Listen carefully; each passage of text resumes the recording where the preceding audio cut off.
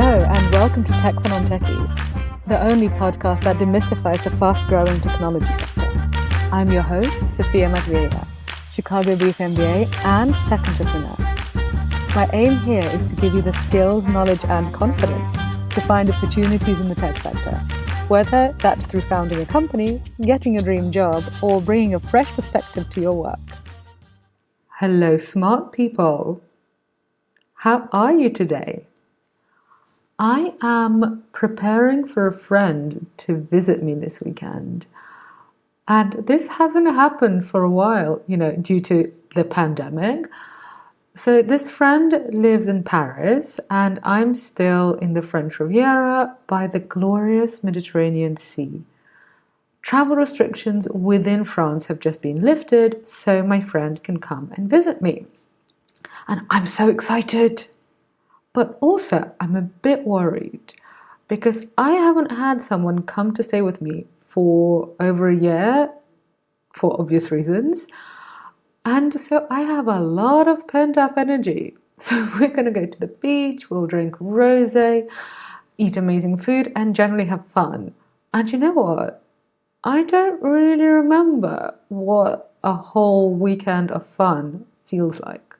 So I'm wondering if we're just going to completely deteriorate and both end up in rehab after a 48-hour bender. And you know what? The way I'm feeling right now is that this is a strong possibility. So I'm just warning you. If I'm not back with an episode next week, you can assume that I'm lying in a bath of champagne in some oligarch's villa doing unspeakable things. So, in case this happens, I want to teach you an important concept because, you never know. So today we are going to talk about servers. And this is an important concept to understand from both a tech and a business point of view. I just love how I just did that segue from unspeakable things at an oligarch's villa and a bath of champagne to servers. But hey, here you go. This is what we're doing today. So servers are an important part of your product and they also cost money, and making them and maintaining them costs money. So for investors and for product makers, you have to have a grasp on this concept. There's a really good article which explains many of the concepts I'm covering here. It's called the Non-Techies Guide to Servers and it's on Hacker Noon, and I have pasted the link to it in the show notes. Also, in the show notes, you'll find a link to a live workshop that I'll be doing on Zoom on Saturday, the 15th of May, which I'll tell you about at the end. Before we delve into servers, you need to have a quick reminder of the back end versus the front end. There is an episode on that, so you can go back to episode 32 after you've listened to this, but here's a quick summary. The bit of the app that you interact with is called a front end. So if you, human, if you can touch it, if you can swipe it, or if you can speak to it, it is a front end. The front end is a computer that speaks to humans. The back end is the bit of the app that you as a human cannot interact with yourself. So you need to go through a front end to communicate with the back end. So a backend is a computer that only talks to computers. Backend developers create the infrastructure and they write code that connects the front-end computer that you, a human, can touch with your fingers to the server, which is a backend computer. A company could have one backend and lots of front ends. So think of this like an octopus. There is one head with lots of different arms. So for example, a company could have an Android app and an iPhone app and a website. And that's 3 front ends that I've just given you. And all of those could be fed by the same back end. And I hear you cry, but what is a server? You mentioned it. What is it? A server is basically like the brains of your operation. I like to think of the front end like the sensory organs, so like the eyes and ears and the mouth of your application, and the server is like a brain. Like your brain, the server has 2 basic functions: enabling communications and storing data. You will sometimes hear the terms server, backend, and API being used interchangeably, but they don't mean exactly the same thing. APIs as a concept are really important, so go to episode 37 on this podcast if you haven't listened to it yet. It's called APIs, Why Uber Uses Google Maps, and that teaches you what APIs are. So, servers. Servers are on and they're running all of the time. This is not true of the front end because when you switch off your phone, you switch off the front end on the apps that you're using. The server bit of the application actually never sleeps. So let's take some examples that you're familiar with. Let's begin with Instagram. Instagram stores all of your photos and all of the information that accompanies these photos on the server side. The information could be how many people have liked that photo, who liked it, the comments on the photo, whether anybody was tagged in it, the location of this photo, and the text you wrote about this photo. This example shows that Instagram stores a lot of data, just about you, just about one person, and then it stores a lot of data about the relationships between the data. So, for example, that could be the relationship between the people or the brands tagged into a photo and the people who follow you or whom you follow. This lets us get answers to questions like how many people liked this photo, what photos have I liked this week. So let's imagine this platform, Instagram or LinkedIn or basically any large platform, and just think about the data that it stores just on you. So your profile, your name, your profile photo, the photos or the content that you've uploaded, your email, your location, your bio. If it's LinkedIn, it's where you've worked, and essentially also all of the content that you have interacted with. So posts, articles, videos, and also all of the updates that you have shared. So whether it's Instagram stories or LinkedIn posts. And now think about how long you have been on these platforms. A long time. So literally think of all of the interactions that you've had.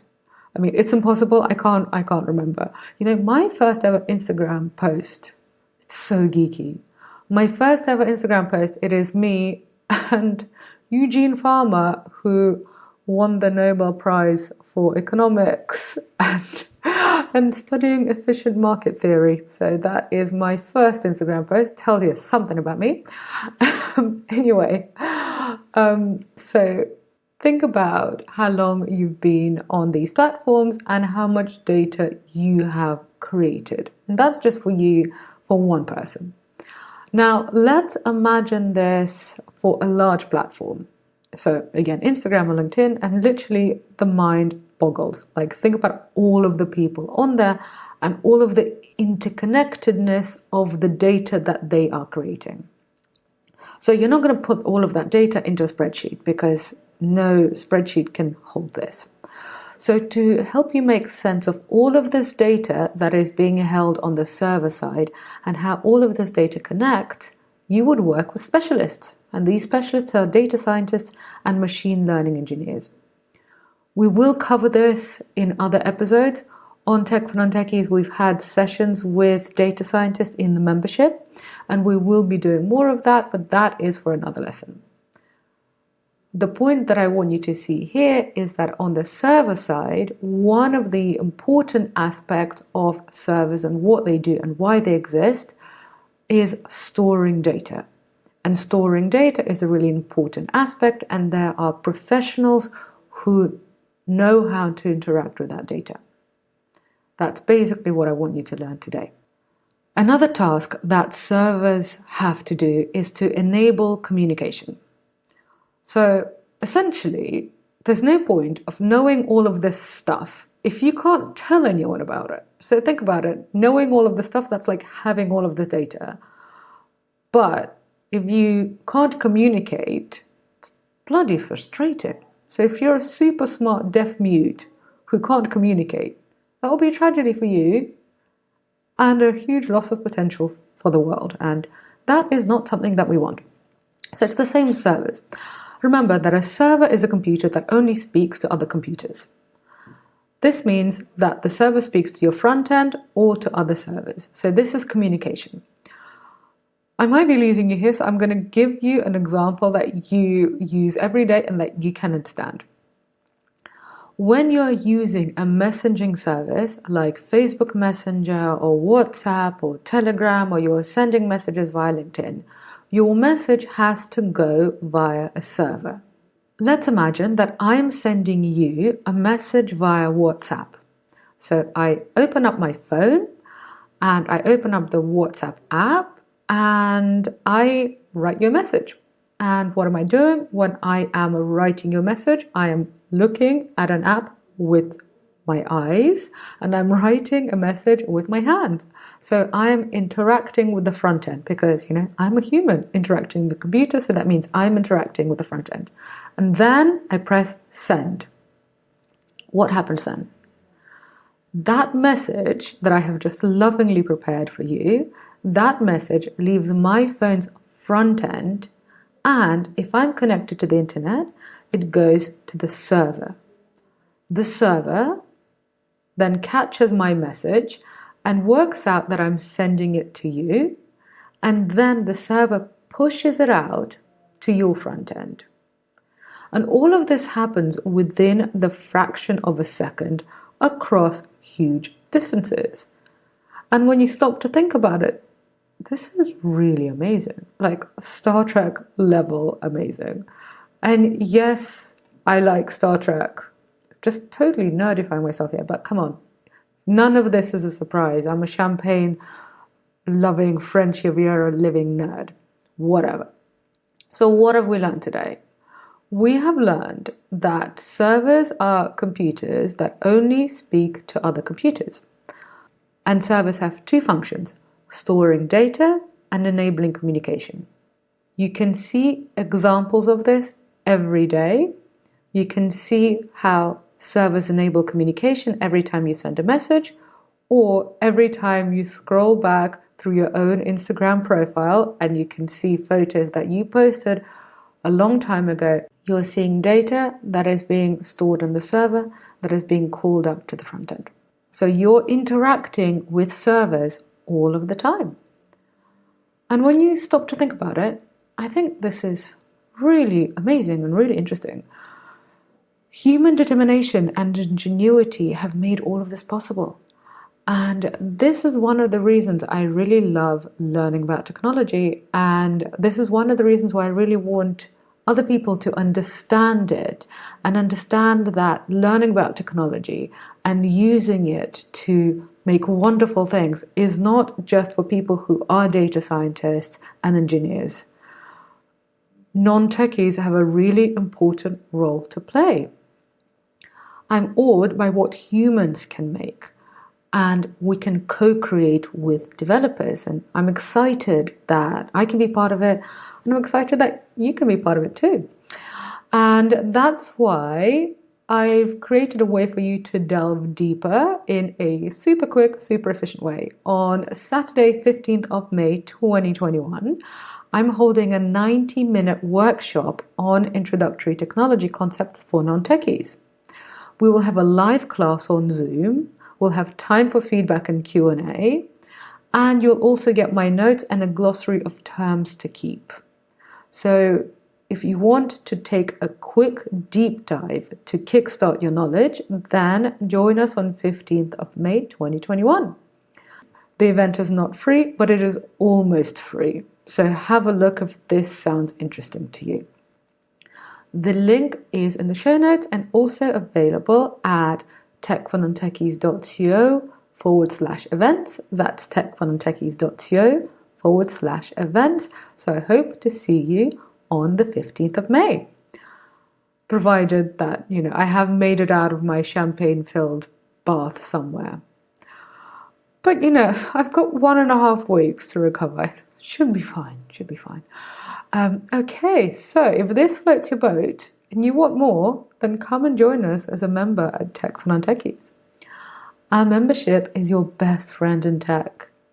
Every week we have live sessions and masterclasses with me or with other experts. You also get monthly member meetups, Q&A with me, and learning notes that you can download and keep on key aspects of technology like AI, product management, and the app economy. So, what is not to like? Nothing, I tell you.